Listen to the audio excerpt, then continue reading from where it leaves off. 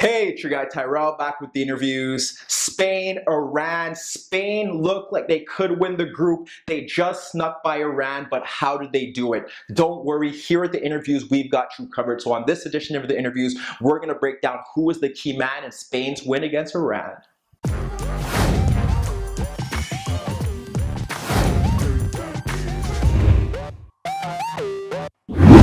Spain, Iran, Spain in a must-win situation following Portugal's win. If Iran were to beat Spain, it would put them in a really big hole in their final game, and if they tied, they would possibly have to rely on other results going their way. They didn't want to do that. They didn't do that. They got the win, but it wasn't easy. The neutral fan may not understand why it wasn't so easy, but here at the interviews, that's what we're here to do, break it all down. So when we do, we have Spain in a 4-2-3-1.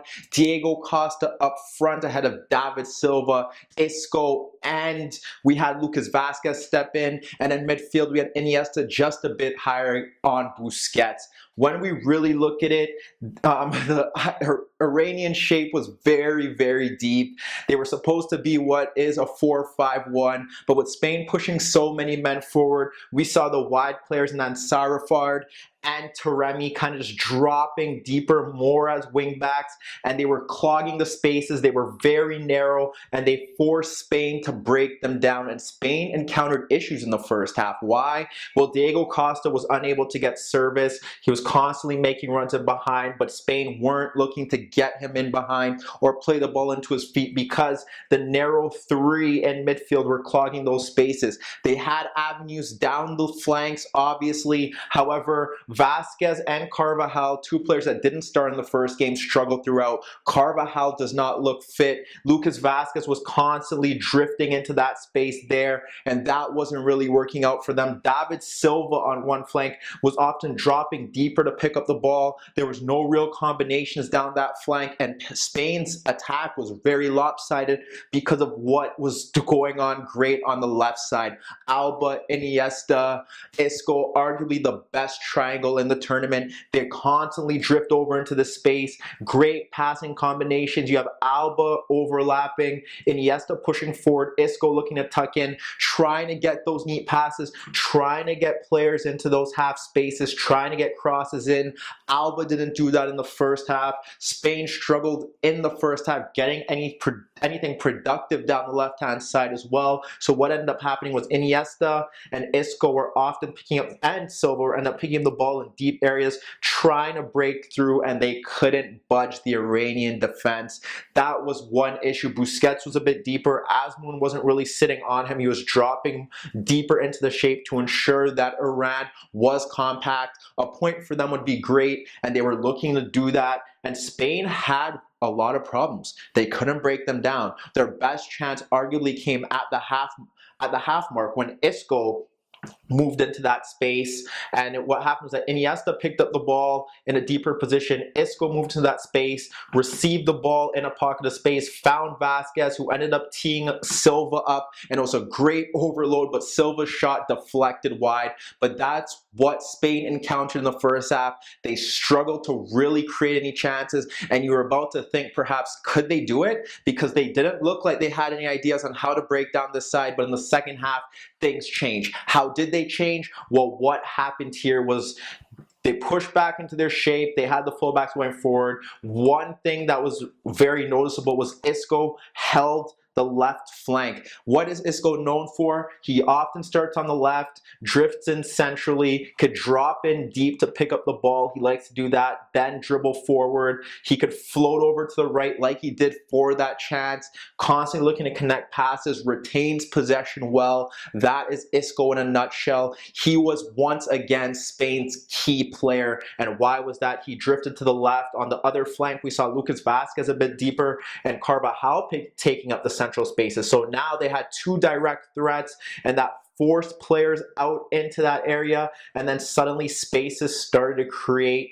And how did that affect Spain? Well, Busquets was sitting deep as expected. Alba was kind of pushing forward, but more in a central position. Now there was more space for Silva in particular to pick up the ball in pockets of spaces between the lines. And what happened here was that they constantly tried to play through Isco. You look at the chances that he created, dropping deep, taking on his marker, pulling the ball back, which led to a Busquets cracker from the box, from the edge of the box, which forced the keeper into a save. There was another opportunity where he took on the defender again, pushed out, drove to the byline, Costa breaking in, he flashed his shot wide, another great chance, but this was Isco in a nutshell, and him just staying out wide in those areas, looking to dribble opponents, ended up creating space for the winner. And what is it? It's Iniesta dropping deep, Silva finding space again between the lines where he wasn't finding it in the first half.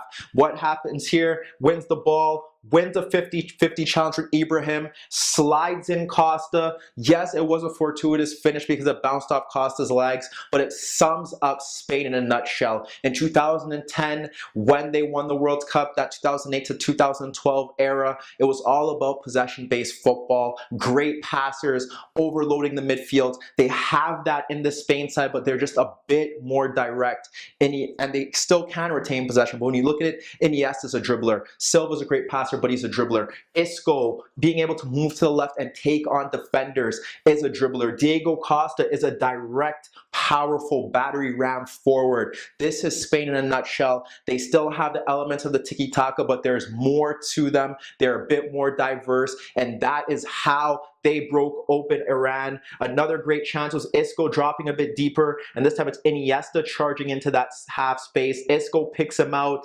He's unable to finish his shot, finish his effort, but it just goes to show what Spain did right. That forced Iran to push forward. They moved more back into their 4-5-1, started to press higher up the pitch. The problem here was that, one, their pressing was disjointed, so Spain were able to bypass them. Two, Isco now and David Silva were able to find space between the lines to pick up the ball, and obviously that didn't lead to more goals, but it was a big worry. And three, it saw Iran push forward, and it made it a better game. And what it did do is also expose the issues that Spain has, because Spain weren't very good here. Isco was key to what they did very well, opening up the spaces wide, having direct runners run on goal. But the other aspect to it was the fact that they were still able to exploit Busquets, who again looks to be bypassed in midfield. We saw Amiri on 2 occasions charge into space, bypass Busquets, get him behind Carvajal, who struggled throughout in his first start since the Champions League final. Both chances, he delivers crosses into the box for Tyrrell. The first one he doesn't get onto, the second one he nods over the net, inches into the 6-yard box, should score, doesn't. But it just goes to show that Spain do have issues stylistically, haven't been great in this tournament. They did find a way to win this game, and like the theme of the day with Portugal, with Uruguay, getting the job done. But one of the big issues with Spain is that when they're pushing men forward, you have to look at it. Busquets is joining the attack, but they have Ramos and Piqué not really pushing forward. It opens up gaps. That's where Iran were able to spring on the counterattack just like Portugal did, and it was a big worry, but that at the end of the day they got the job done. And once again it was led by Isco floating across the pitch, then in the second half moving to the left hand side, running at defenders, and eventually opening up space for Diego Costa to get his lucky winner. But let me know what you guys think. Meet me in the comments below. Don't forget I upload videos every day, and don't forget to subscribe to my channel. And that was your daily dose of the interviews.